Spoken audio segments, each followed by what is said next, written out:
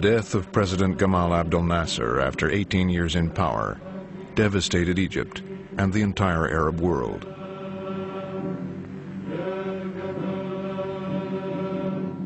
His successor, Vice President Anwar Sadat, was considered little more than a figurehead.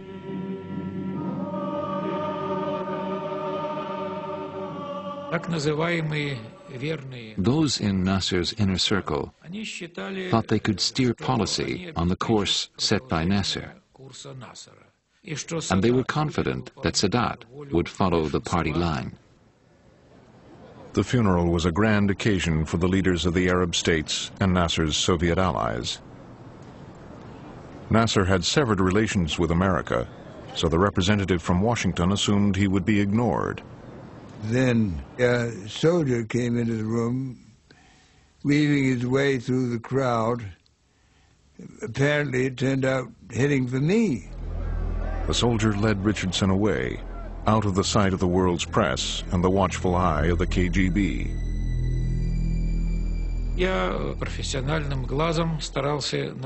I was trained to spot anything that was going on, but it was difficult in that chaos. We went down the stairs. The lower floor was darkened, and propped up in the hospital bed was the man who had just inherited the presidency of Egypt. President Sadat was resting away from the crowds after apparently suffering from heat stroke. He said that he wanted to take advantage of the opportunity to turn a new page in the relationship between our countries.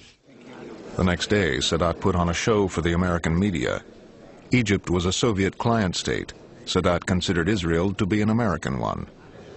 The United States provide Israel from the loaf of bread to the phantom to the even deficit in the budget itself. So it is the vein of life. Vein of life for Israel goes from the United States. Sadat didn't want to negotiate with Israel himself. He wanted the Americans to intervene, to deliver to Egypt the territories lost in 1967. In the 3 years since the war, Israel had established a formidable defense line along the Suez Canal, 70 miles from Cairo. What are you doing? I'm getting ready to blast you Israelis. Why? Because you Israelis occupy our land. The Suez Canal had been closed since 1967. Sadat now told the Americans that if Israel moved back a few miles from the canal, he would reopen it, even to ships trading with Israel. Sadat's proposal followed statements made by Moshe Dayan, Israel's defense minister. Dayan said that the Sinai should eventually be returned to Egypt. What we say is that we sit there just because the war is going on. But once you agree to make a peace agreement, we don't think that we should sit on your Suez Canal. Golda Meir didn't want to negotiate through the Americans. She wanted direct talks with Sadat.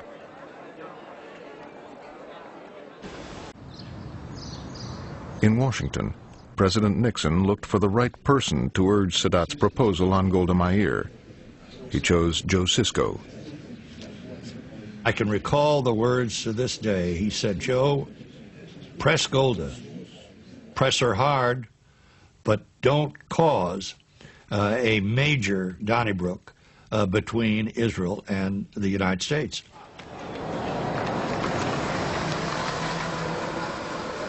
Sisko met with the entire Israeli cabinet, but only Golda Meir negotiated. Golda Meir took it upon herself to do all of the talking. It was interesting to see everyone here, all the ministers, nobody opening their mouth. What they did to release their tension was sending little notes to each other. I sent Dayan a chat saying, "Listen, Moshe, I think we can get you some support." He sent back a very abrupt reply saying sarcastically, "Thank you very much.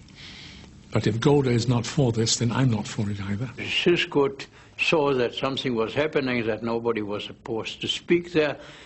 And so he was a very smart negotiator. He asked the Prime Minister whether he is permitted to ask the Minister of Defense one question, a professional question. So what could she say? I said to him, Mr. Minister, if we don't do anything, what do you think is going to happen? Dayan said, well, I cannot imagine that any government will tolerate indefinitely a situation where a strong army is poised at the gates of its capital. He was exaggerating. After all, our forces were at a distance of more than 100 kilometers from Cairo, and this will lead to war. Golda Meir still insisted on direct talks. The next day, I walked up with these flowers, rather gingerly, and she said to me, "Oh, Joe, now you're saying it with flowers. It won't do you any good." In Cairo, Israel's rebuff almost brought about the downfall of the man who had proposed the initiative, Anwar Sadat. So he reversed course and tried a tactic more likely to win Arab support. War is now inevitable. Whatever the price, whatever the sacrifice, we will not back down. We will not give up 1 centimeter of Arab land.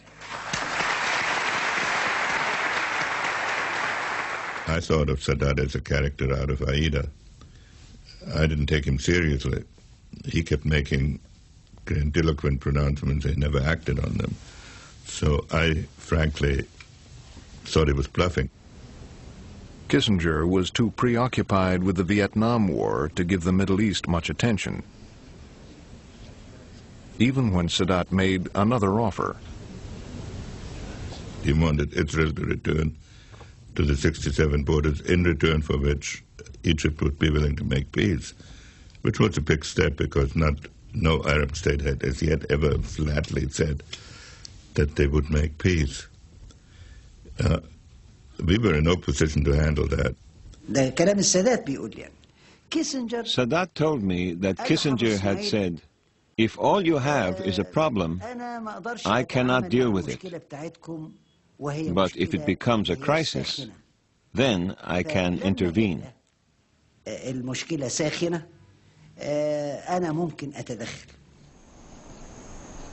Disappointed with American diplomacy, yet still unwilling to talk to Israel directly, Sadat set out to prepare for war. The High Command met at Sadat's house in Giza. Sadat told us, "There is no hope of a peaceful solution, and I will not surrender to Israel.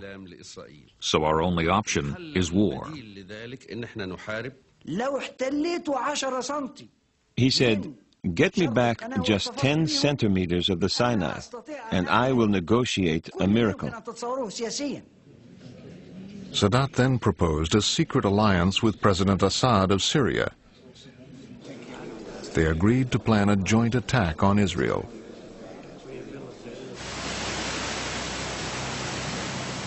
Syria's top generals sailed to Alexandria to meet their Egyptian counterparts. I went on a Russian ship, dressed in civilian clothes. I had a fake Egyptian passport and was using an alias, Jamal Hassan. At the hotel, the generals discussed the plans for their joint attack and decided on a special date. The 6th of October was Yom Kippur, the Day of Atonement. For the Jews, it is a holy day, a day of rest.